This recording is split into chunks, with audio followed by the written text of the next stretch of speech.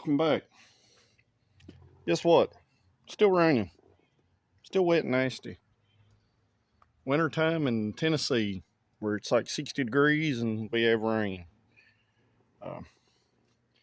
So this morning I come in here and I kind of blocked some areas I thought were suspect and put a little more filler in some places. It's curing right now.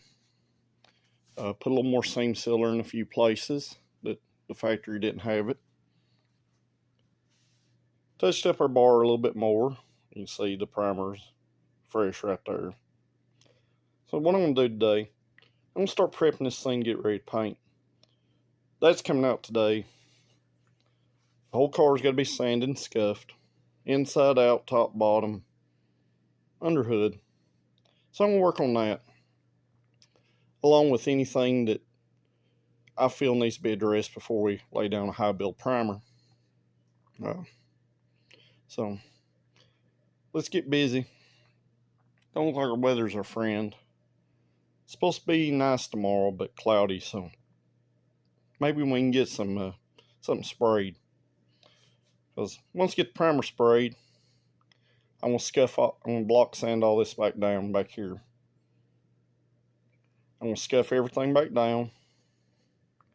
Then we're going to come back in here probably Tuesday, if the weather still is nice like it's supposed to be.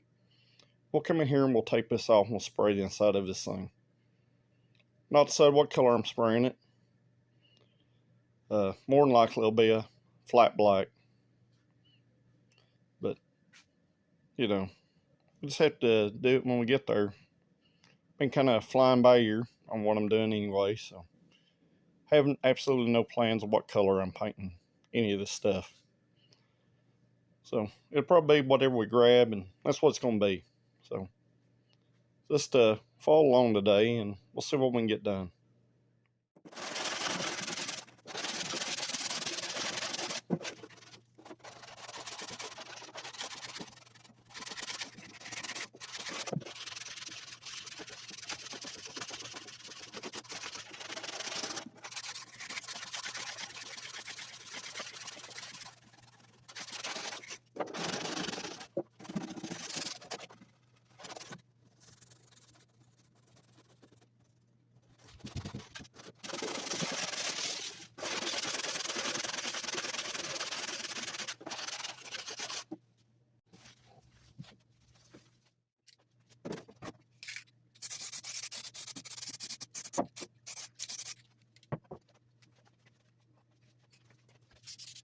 Well, I've been working along.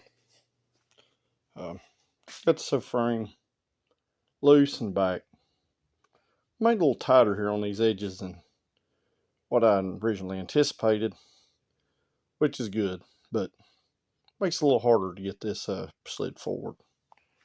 But got the car kind of jacked up, and we got the subframe sitting on some dollies, and got a tire back here for safety because I'm stupid.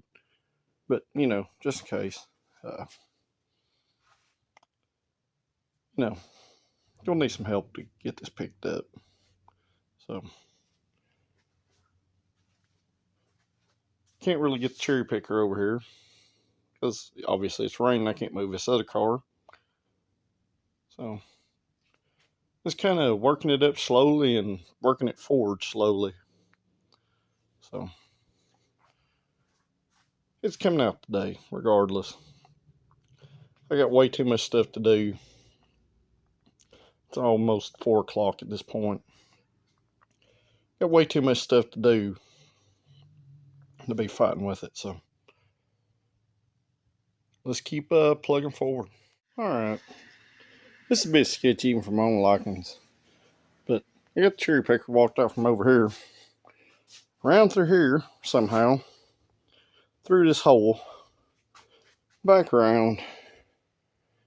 Car lifted up. Slid the subframe out of the wheel well to the side here. Now I gotta move the car over, the back end over, and maybe I can get the rear of this set on some dollies. But sketchy even by my standards. Uh, this is all sitting on in the front. So let's see what we can do. 1 hour later. Alright, still don't know how I done this, but it's done. The cherry picker's back over there. Nothing's hurt, nothing's scratched, nothing's bent, dinged, or dented. Motor and subframe's out. Got it sitting back here on them back legs. On some 2x4s. It's actually sitting pretty well. I'm surprised. A little wobbly, but not going nowhere. I moved it around.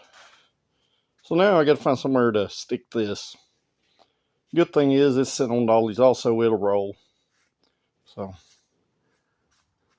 good there. My main goal was to put it here, but we still got, this here and, a transmission there and a engine stand in the way and these. So we'll have to get a little creative again and just see what I can do.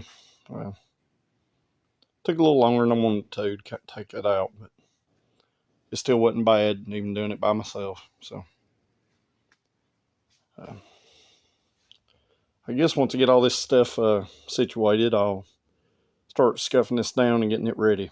So good thing is we should just have to be able to Scotch-Brite 90% of this, and I'm going to rough block this with some 80 grit again.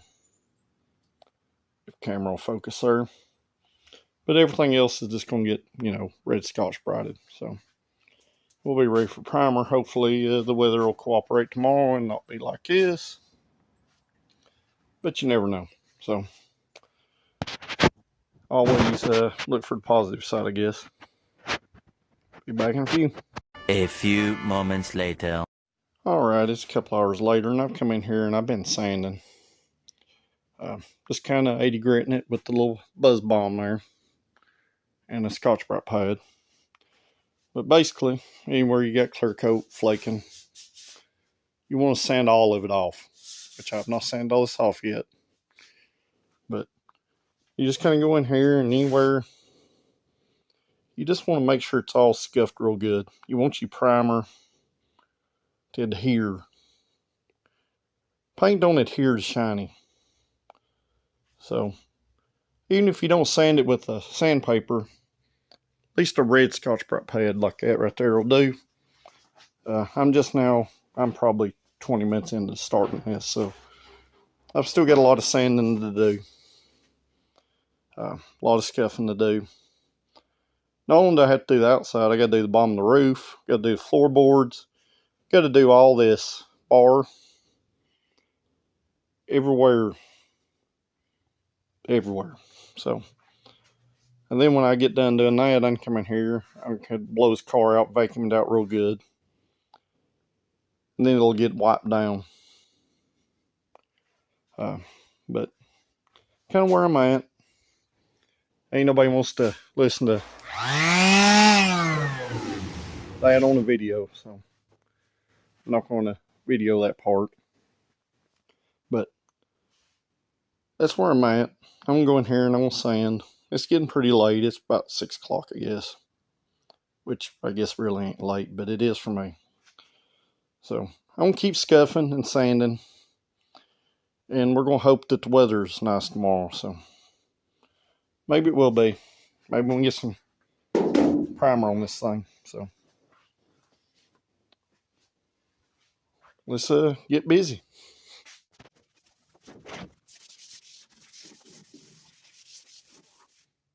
$2,000 years later.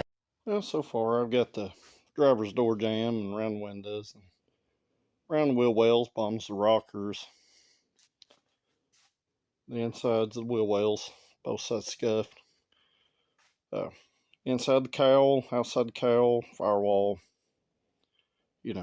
core support, anything that has paint or any kind of shine to it gets sanded. I know it still looks kind of shiny in reflection, but you can see it is well scuffed. Basically, you want something for that paint to grab into. Otherwise, it'll just flake off over time. So, let's get back to it. We got a long ways to go and a lot of sanding to do by hand, so be back in a few. Still scuffing down here. We're in the floorboard now. Already scuffed that side down. All the bars have been scuffed back here.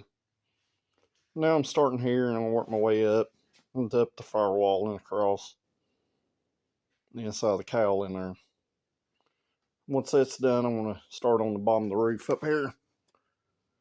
I gotta get all that tape stuff off there also. And all them braces and divots and grooves and edges. It's all gotta be scuffed down. So sometimes it's hard when it's Scotch-Brite pad because they're about the equivalent to 320 grit. You can still see some of this stuff has a sheen, but it is scuffed. You want to make sure when you do this, you want to get in every little area and groove. Anywhere your paint may go in right there. But as you can see, all that stuff's good and scuffed. Once that's done, and it'll probably be in the morning, I'll push this over here where this car's at and cover this motor and stuff up. And I'll get my leaf blower out and I'll start blowing it out. And I'll blow all the dust out of it.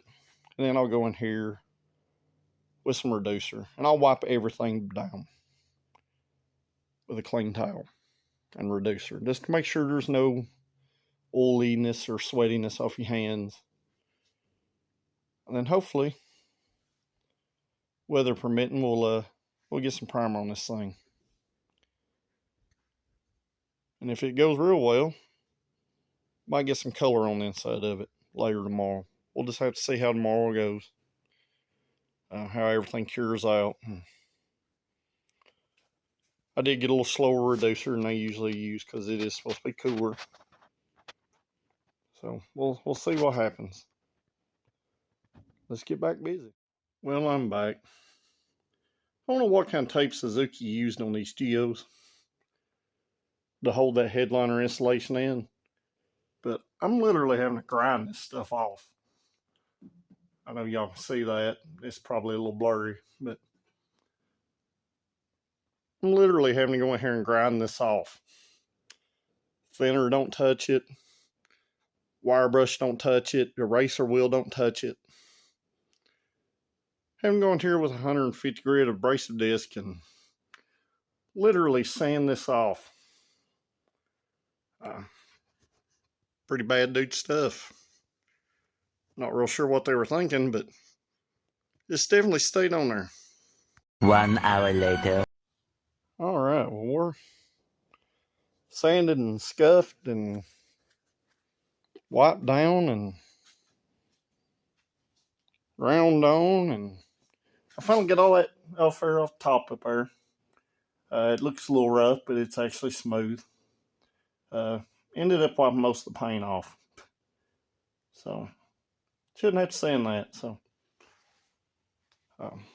But all the cracks, crevices, nooks, and crannies, and, you know, whatnot, are scuffed and sanded down. Let's hope for some good weather in the morning. Well, at least you get to see it in primer tomorrow if it is. So it don't even have to be sunny, just not raining.